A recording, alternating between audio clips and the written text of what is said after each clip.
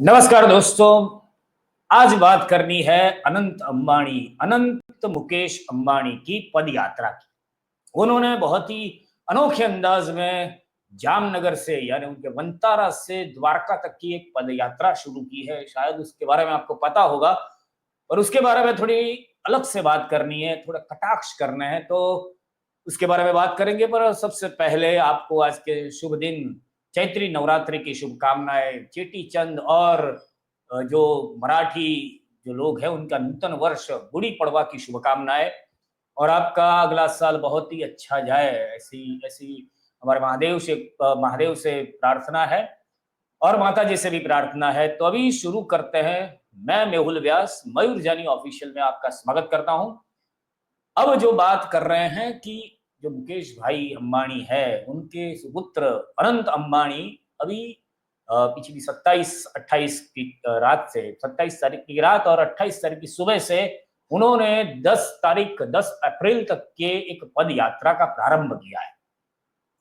अनंत अंबानी जो है उन्होंने उनकी कोई मनोकामना होगी मन में, और ये ऐतिहासिक घटना है क्योंकि आज तक भारत के इतिहास में कोई भी बड़ा उद्योगपति या बहुत ही जो अब्जोपति, बहुत ही पैसे वाला जो इंसान है, उसके घर के किसी भी सदस्य ने ऐसी पद यात्रा की हो, ऐसा अभी तक किसी जगह पे ध्यान में नहीं है। तो ये बहुत ही ऐतिहासिक घटना है कि अनंत अंबानी, अनंत कुमार मुकेश भाई अंबानी अभी पद यात्रा पे निकले हैं।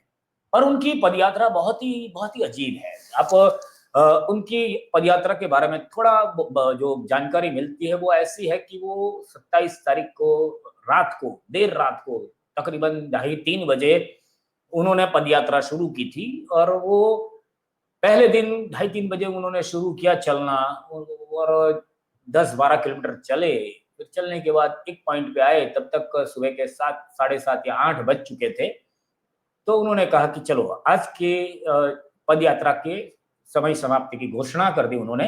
और वो सारा उनके साथ वो अकेले नहीं चल रहे, उनके साथ पूरा सिक्योरिटी है, बहुत सारे उनका स्टाफ वाले हैं। तो वो सब बहुत सारे कार भी है, तो कार में बैठ के वापस पहुंच गए उनके जो जामनगर की टाउनशिप है वहां पे उन्होंने पूरा दिन आराम किया। अपने आप को जो थकान थी उनकी 10-12 किलोमीटर चलने की, उस थकान को उतारा। फिर उन्होंने रात आई 29 तारीख, तो फिर वो निकले जहां से अगले दिन उन्होंने यात्रा रोकी थी। जो 10-12 किलोमीटर चलने के बाद जामनगर यानी वंतारा से 12 किलोमीटर तकरीबन चलने के बाद जहां से उन्होंने यात्रा रोकी थी, वहां वो कार लेके फिर पहुंचे। वहां पहुंचने के बाद कार से वो उतर गए, उनके साथ उनके जो स्टाफ वाले थे वो भी उतर गए और फिर उन्होंने फिर से पद यात्रा शुरू की।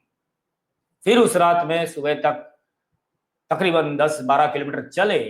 फिर बोले कि बस आज समय समाप्ति की घोषणा।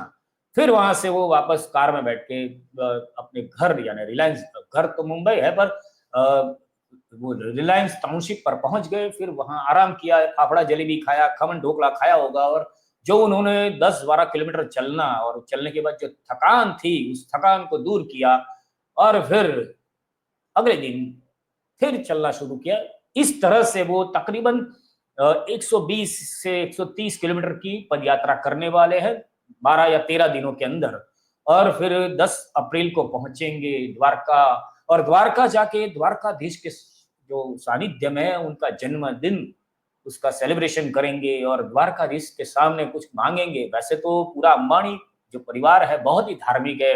वो महाकुंभ में डुबकी लगाते हुए भी दिखता है, सोमनाथ में भी जाता है, बाबा बागेश्वर और सब जगह पे धार्मिक स्थलों पे वो जाता रहता है। तो पर ये पहली बार हुआ है कि ऐसी पदयात्रा शुरू की है। तो पहले मैं आपको वो वीडियो दिखाऊं जो अभी जो अनंत अंबानी जिस तरह से पदयात्रा करते हैं। चलो चलो चलो चलो आगे आगे इनमें इनके साथ कुछ ब्राह्मण भी जुड़े हैं, आम लोग भी कुछ जुड़े होंगे। पर सबसे ज्यादा पुण्य तो ये जो उनके साथ पुलिस वाले, सिक्योरिटी वाले और उनके स्टाफ वाले, जिन्होंने सोचा नहीं होगा कि हमें द्वारका पैदल चलकर पैदल यात्रा करने का हमें सौभाग्य प्राप्त होगा। पर अंबानी, अनंत अंबानी के इस मनोरथ के साथ उनका भी कोई मनोरथ, उनका भी पुण्य प्रादुर्भाव हुआ होगा और उन्हें भी ये बिना सोचे जो अपनी जो फर्ज होती है उसके अंदर ही एक पुण्य का कार्य करने का सौभाग्य प्राप्त हुआ है, तो वो भी साथ में चलते हैं। देखिए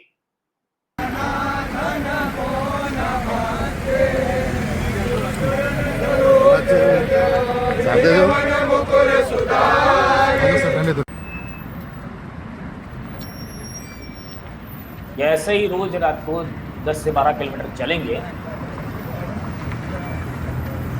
कुछ लोगों का तो ऐसा भी कहना है, ये ऐसे रोड के विजुअल्स देख के कि ये उनके चलने के लिए जामनगर से लेकर द्वारका तक के सारे रोड भी अच्छी तरह से वो कारपेटिंग किए गए हैं, ऐसा लोगों का बोलना है। पर मुझे तो नहीं लगता है। रोड तो ऐसे ही, जो हमारी भाजपा सरकार है, बहुत ही संवेदनशील सरकार है, वो ऐसे ही रास्तों में ही पैसे बिगाड़ती है, रास्तों के पीछे बहुत से पैसे वो पानी की तरह बहाती है। तो रास्ते तो वैसे ही अच्छे हैं, खाली हमारा जो बेरोजगारी है और महंगाई है वो उनको कंट्रोल में नहीं कर रहे, बाकी रास्ते तो बहुत ही अच्छे बन गए हैं। तो ये रास्ते तो शायद पहले से ही अच्छे हो, पर नए बनाए गए हो तो भी कुछ कह नहीं सकते। वो कुत्ता है, देखिए कुत्ता है, कुत्ते की भी वो यात्रा, पवित्र यात्रा हो रही है। और उनके पीछे जो दिख रहा है वो लग्जरी से लेके सारा कुछ है, वो उनकी सरबराह के लिए, उनकी जो उनकी जरूरियात है उस सारी चीजों के लिए उनके साथ इतना सारा वो लाव लश्कर जिसे हम बोलते हैं काफिला है, वो उनके साथ है।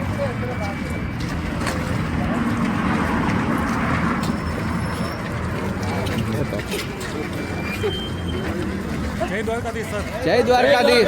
एक selfie please. Selfie sir, selfie please. रास्ते में बहुत सारे लोग ऐसे भी हैं जो रात को, अभी उनको पता चल गया है वो इलाके में कि रात को अनंत अंबानी निकलते हैं, तो उनको देखने के लिए लिटरली अनंत अंबानी को चलते हुए देखने के लिए बहुत सारे लोग रात को वो रास्ते में जो गांव आते हैं, शहर आते हैं, वो लोग जागते हैं और जागते हुए वो उनको बोलते हैं कि सर सेल्फी सेल्फी सेल्फी। उनके साथ सेल्फी भी खिंचवाने के लिए वो जाते हैं। कई लोगों के साथ अनंत अंबानी सेल्फी खिंचवाते भी है, बहुत ही अच्छे इंसान है वैसे दिल के, क्योंकि उनको तो उनके दिल में तो जीव दया, पशु दया वो सब है ही, तो वो उनको सेल्फी खिंचवा भी लेते हैं। पर उनके सिक्योरिटी वाले के दिल में शायद वो दया नहीं है, तो उनको धक्के भी मार के साइड पे भी कर लेते हैं।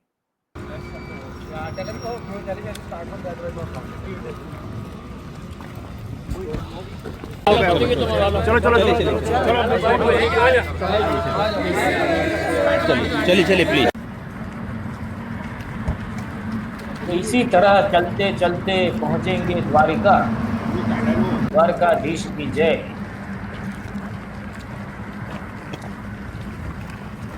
अब इनके साथ कितने सारी कार और एम्बुलेंस है वो भी आगे आपको देखने को मिलेगा कि इनके साथ कितनी सारी कार आती है और बहुत सारा उनका वो ये रोज का इनका ये काफिला है जो रोज निकलेगा 10 तारीख को। ये किसी ने ये वीडियो बनाया है जिसमें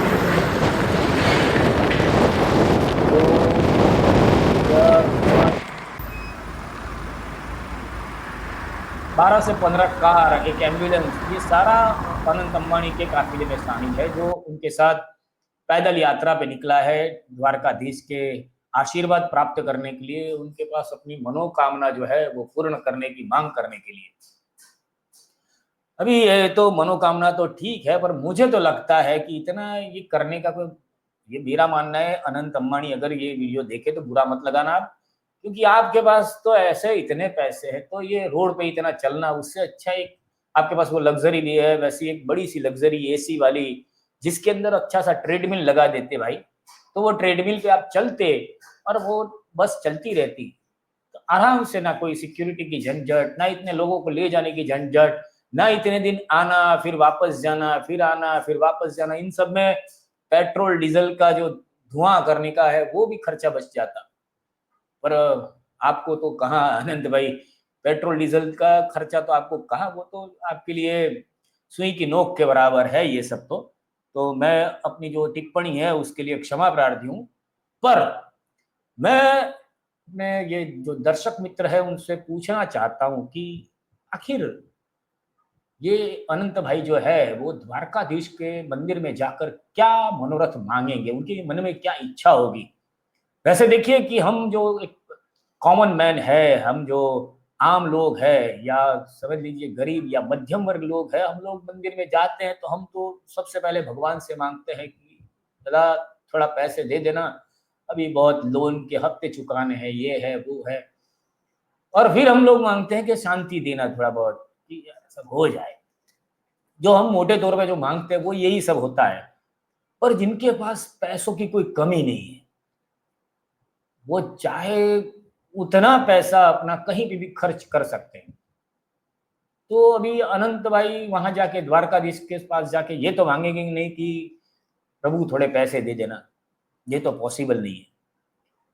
शांति भी बहुत है वैसे उनके, जो चल रहा है जो दिखता है उससे लगता नहीं है कि वो मानसिक किसी अशांति से घिरे हुए हों, क्योंकि उनके पास इतना पैसा है कि अगर वो टेंशन में हो तो वो 10 लोगों को दुखी करके बिठा सकते हैं कि आपको हम सैलरी देंगे, आप दुखी होकर बैठिए क्योंकि टेंशन में मैं हूं।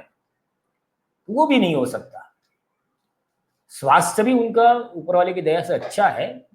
कुछ लोग ये वीडियो देख के बोल रहे हैं कि वो अपना शरीर वजन जो है वो कम करने के लिए पद यात्रा पे निकले हैं। तो भाई उनको मैं यही कहना चाहूंगा कि उनके पास इतना अच्छा जिम है एंटालिया में कि वहां पर अगर अगर वो एक्सरसाइज करे, वहां पे सब जिम ठीक तरह से करे तो ये सलमान से अच्छी बॉडी बना सकते हैं, और पहले उन्होंने किया भी है।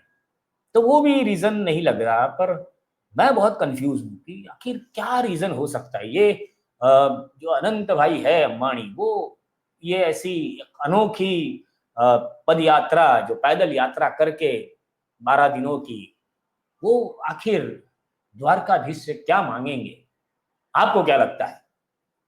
आपको जो भी लगता है कमेंट करके हमें जरूर बताइए। बाकी अगर ये वीडियो पसंद आया हो तो उसको लाइक कीजिए, वीडियो को लगे तो शायद शेयर भी कर लीजिए और चैनल को सब्सक्राइब भी कर लीजिए, क्योंकि आज नया साल है तो ये काम और भी कर सकते हैं। और बाकी जो कुछ करना है मजे कीजिए। आपका नया साल बहुत ही अच्छा जाए, ऐसी शुभकामना। फिर एक बार भारत माता की जय।